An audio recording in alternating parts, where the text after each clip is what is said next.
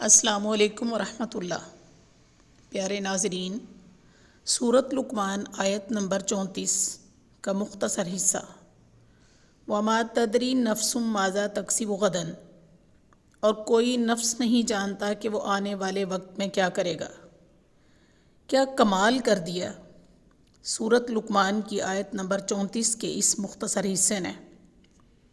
پوری دنیا میں شرک کا گلا گھونٹ کے رکھ دیا۔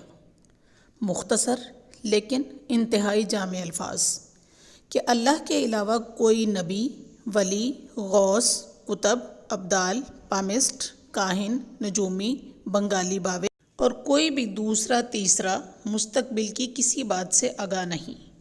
کسی کو ایک ذرے کے برابر بھی علم نہیں کہ اس کے اپنی ذات کے ساتھ یا کسی دوسرے کے ساتھ کیا ہونے والا ہے۔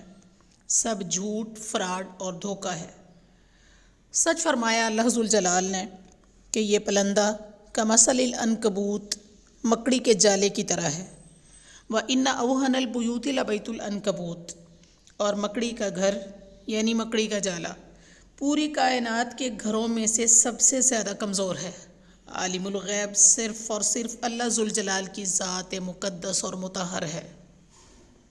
عقیدہ توحید پر مضبوطی سے جمے رہیے۔